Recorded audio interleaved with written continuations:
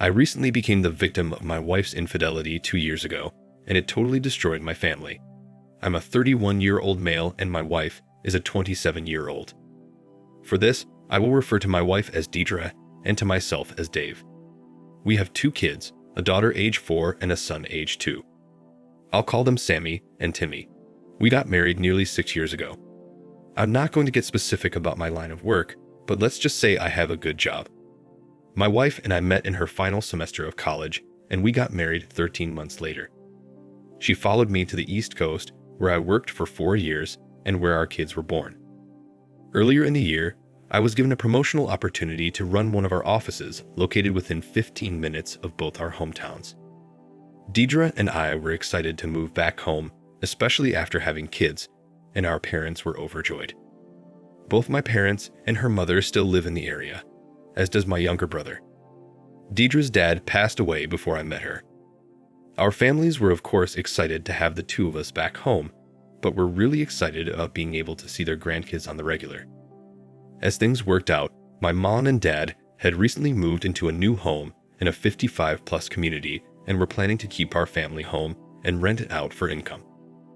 Our family home is a historic structure and is just a beautiful place, sitting on over 3 acres of land with a small creek flowing through the wooded lot on the back of the property. Instead of buying a house, Deidre and I decided to move into the family home and pay rent to my mom and dad. My parents want to keep the home in the family and pass it down to me and my brother, and they'd like us to do the same. My parents and brother didn't want the rent money, but I insisted since my dad recently retired and was counting on the rent money for income. Paying them rent was like paying myself anyway since my parents are leaving everything to me and my little brother. Okay, like I said, this house is very special to my family and my parents treated it with great TLC over the years, but there were a few things that needed done after we moved in. Since it is a historic home, it has unique fixtures and features that require specialization. My parents have been working with a local contracting company for the past 35 years who has done nearly all the major repair work on the house. One of their specialties is working on older homes, and they do a great job. So anyway, after getting a list of projects together, I called them and got an estimate. The owner came out and walked around the house with me. He's a great man and has built a great company. If you look at the reviews for this place online, they've got like an 82% 5-star rating, 16% 4 stars, and that's out of nearly 700 reviews. Most companies like this have review scores that average in the 3 range if they're lucky, so that tells you something about this outfit. A couple weeks after getting the estimate, the company started the repairs. They moved quickly and always had the project area cleaned up at the end of the day. My wife and I were very pleased with their work and professionalism. The work was primarily done by 3 of their craftsmen, but one guy in particular completed most of the projects on our home. Let's call him Brock for this posting. Brock was a very personable and polite guy that was about my age. My daughter referred to Brock as the window man as she saw him through our second-story windows while he was working out on a ladder. All repairs were completed on time, and we were now settled in at the house. My wife and kids loved the place, and I loved my new job. Everything was going well until I had an innocent conversation with my daughter.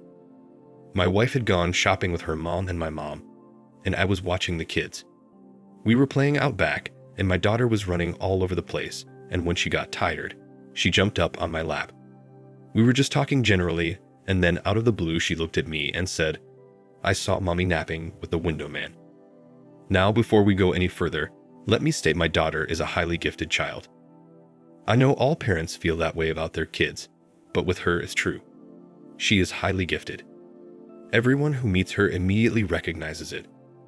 Her doctors recognized it, and we had her tested before we moved, and she scored one of the highest scores the clinic had ever seen for a 4-year-old. So I knew what she was telling me was very likely factual, although there was a possibility this could have been something she made up, as she does have a remarkable imagination. I was shocked and asked her to repeat it, and she told me the same thing she just said. I asked her to tell me what happened and how she saw them. She said my wife put Timmy and her down for their afternoon nap.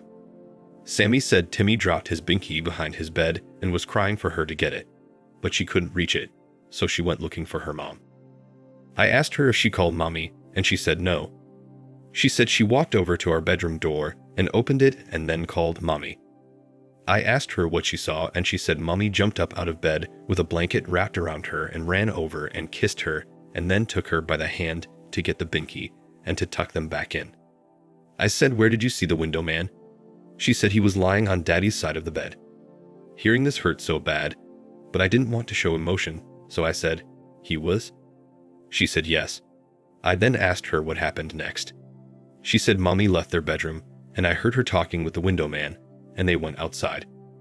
I asked her what she did next.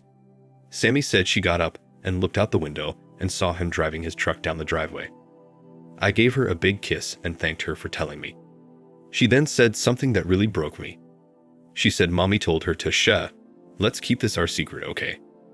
I asked her what she said back to Mommy, and she said, I told Mommy okay. Again, my little girl was smart, and somehow she sensed what she saw wasn't right. Again, I didn't want her to be upset, so I made light of the situation and said, "Thank you so much for telling me. I'm so proud of you. Now this can be our secret, okay?" She said, "Okay, I won't tell Mommy I told you." Then she said, "Daddy, don't tell Mommy I told you." And I told her, "There's no way. This is our secret." I then tickled her to break the mood, and we started laughing and talking about something else. I could tell this secret my wife asked her to keep was really upsetting my daughter, and after telling me, I think she felt relieved.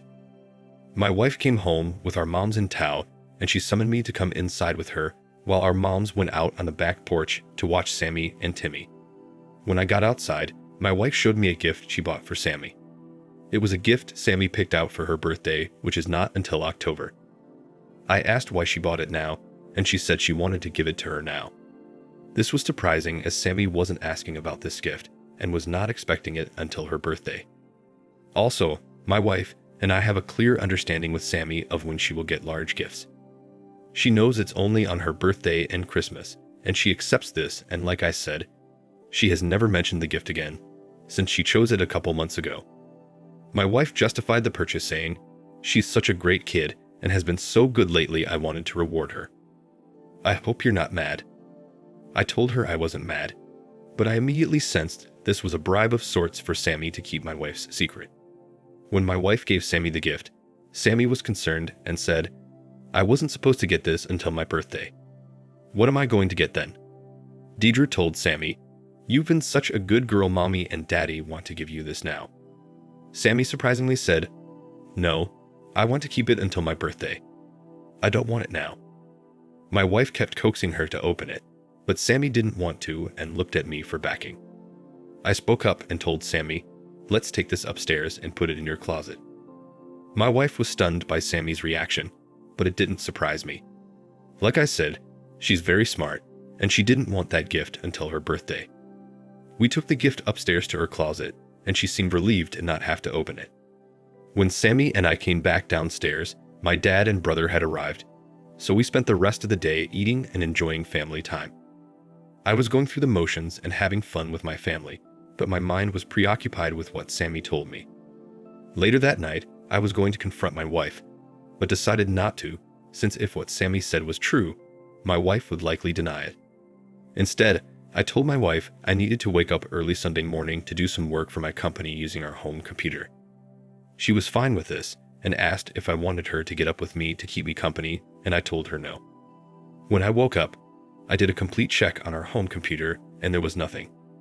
Then I went on her phone and entered her password, and again nothing. I thought to myself, did Sammy make this whole thing up? She could have, but her details were too descriptive not to be true. The rest of the day we spent over at my parents' visiting with my aunt and uncle who had flown in from out of town. I hadn't seen them in over 2 years, so it was good to visit with them, and to introduce them to Timmy, who they had not yet met. We had a great day, and everything appeared to be normal with Deidre. She was her ever-loving self and showed no signs of anything. I returned to work on Monday, but the thought of what Sammy told me was still on my mind. So several times during the day, I drove over past my home to alleviate my suspicion. I did the same thing on Tuesday and then again on Wednesday. There was nothing, but I just had a strong feeling Sammy was right.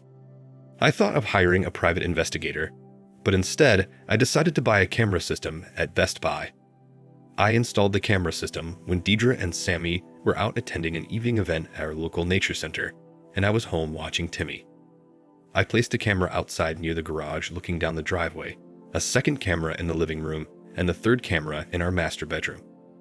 I placed each camera where they could not be seen unless your eyes somehow stumbled upon them. I was concerned, however, that my wife may notice the camera in our bedroom.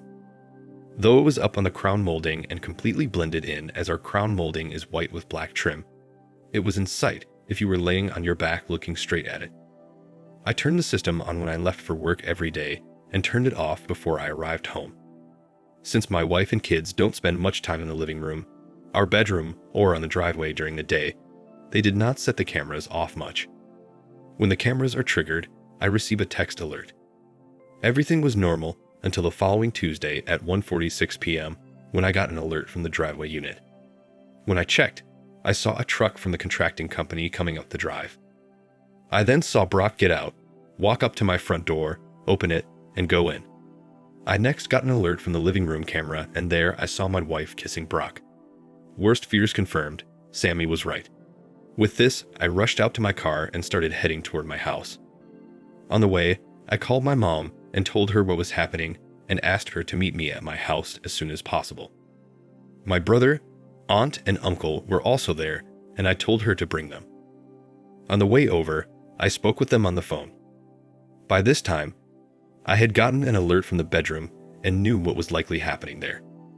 I was really upset but held it together, giving instructions to my family. I told my mom and aunt I wanted them to take the children outside when I confronted Deidre. I then asked my uncle and brother if they could accompany me in my bedroom when I confronted Deidre. I explained I wanted them as witnesses and to prevent me from doing something violent. They readily agreed. We parked on the driveway down from the house, blocking Brock's truck in, and walked up to the front door. The door was unlocked, and we all entered the house. Our bedroom is on the back of the house, so there was no chance the cheater saw or heard us approaching. I led the way with my brother and uncle right behind me, and my mom and aunt behind him. The noise from the bedroom drowned out any noise we were making walking up the stairs and down the hall to the bedroom. My heart was beating out of my chest at this point. I motioned for my mom and aunt to go past us to the kids' room. I then looked at my uncle and brother and asked if they were ready, and they nodded yes, and with that I opened the door and walked in. My wife screamed, "Oh no, oh my God." And with that, Brock dismounted and fell back on the floor, started apologizing and reaching for his clothes. I had my phone out and was filming and said nothing. I just stood there in silence, moving my phone camera back and forth. Brock continued apologizing and getting dressed, while my wife had the sheets pulled up to her face and was crying, saying, "This wasn't supposed to happen. I didn't mean to hurt you, Dave. I love you so much, I'm so sorry." After a couple minutes, Brock was fully dressed and sat on the floor with his hands covering his face and was continuing to apologize while my wife kept crying and apologizing.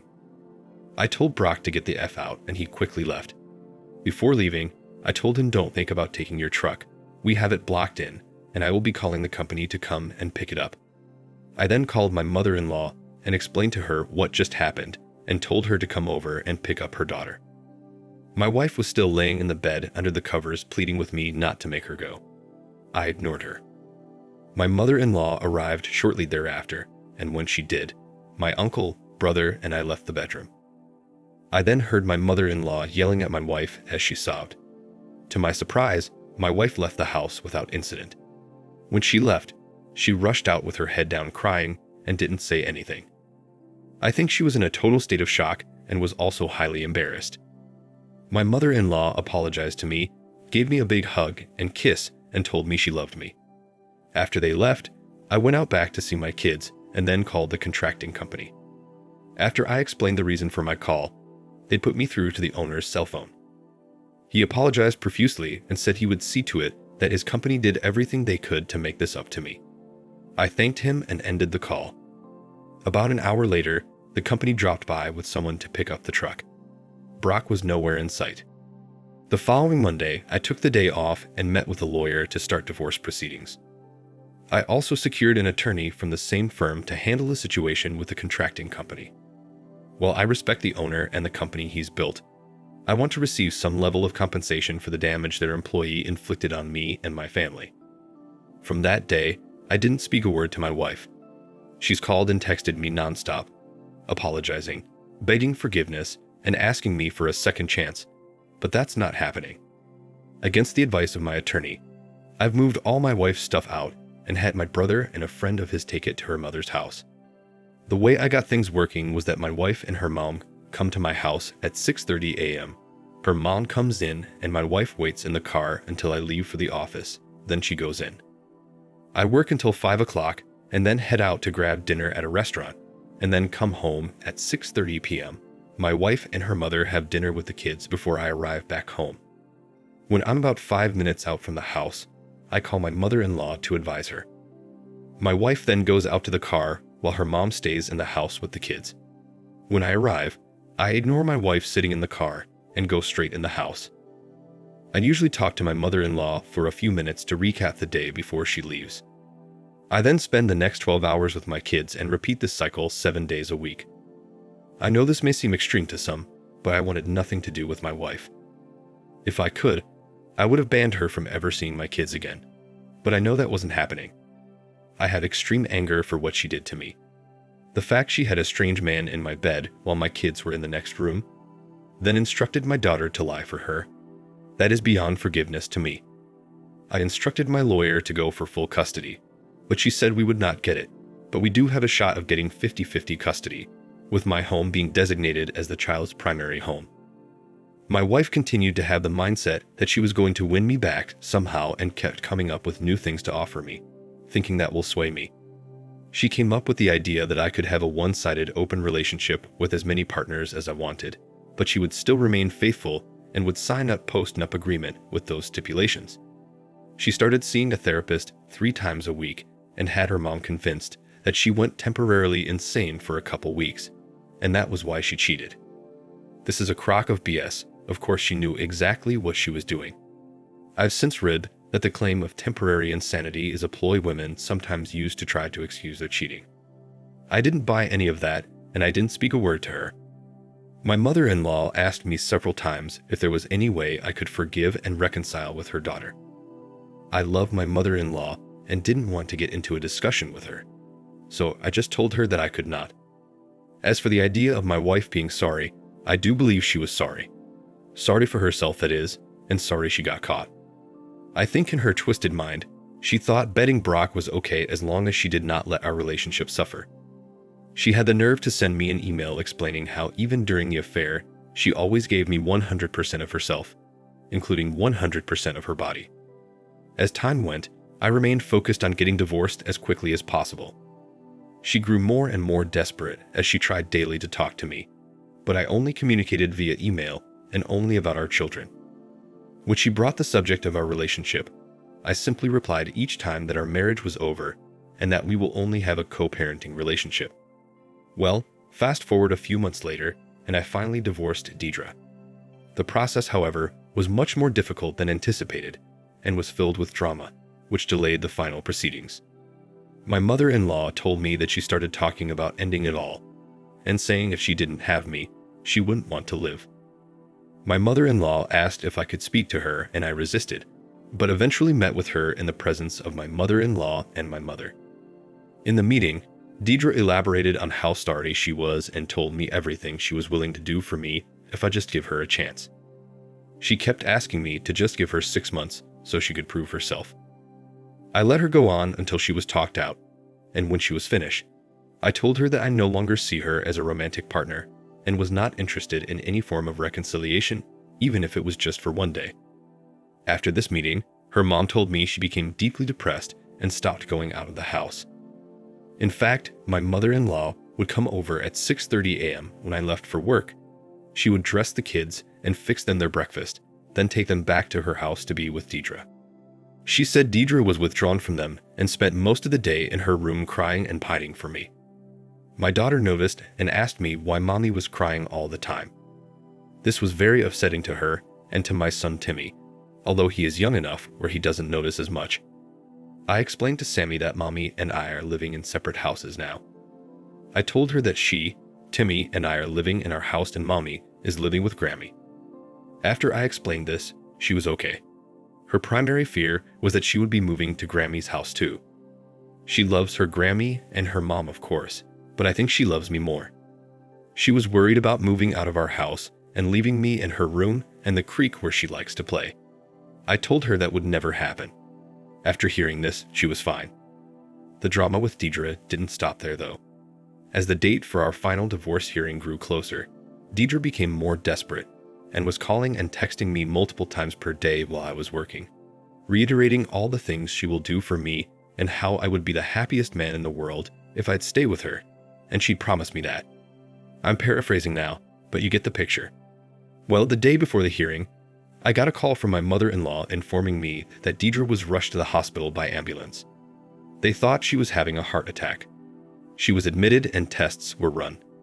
In the end, it was determined that she was suffering from severe dehydration. Her mom told me she hadn't eaten anything for the past 3 days, but said she was drinking water. Apparently, she wasn't and got severely dehydrated. I think she did this purposely to delay the final divorce hearing. Well, her shenanigans worked as the hearing was delayed until after the first month of the year, then was delayed again due to weather. Finally, in early March, the hearing took place and I was granted a divorce. Overall, I think I made up pretty well, all things considered. We are in an at-fault state, and I have video proof of Deidre's cheating. The videos were not necessary, though, as Deidre and her attorney gave a full written confession to the judge. In terms of the division of assets, I ended up keeping nearly 63% as the judge allowed me to retain everything I brought into the marriage. Even so, Deidre ended up getting $71,000 from me as well as child support, but no alimony. Like I said, I made out pretty well, but the idea of paying child support to her just burns me. We split custody 50-50 with my home being the primary home. I'm paying my 50% and also paying her 50%. How is this fair? Shouldn't she have to contribute? The court system seems to be totally rigged against fathers. So that's where we are today. We still have the same 6:30 a.m. to 6:30 p.m. arrangement 7 days a week, and it's working well, especially for my kids as they get to see both parents every day. I'm back on speaking terms with my ex, but only about our children. If she asks me how I'm doing, I just redirect her and say let's keep it to the kids. Now to answer a question I've gotten from many respondents here.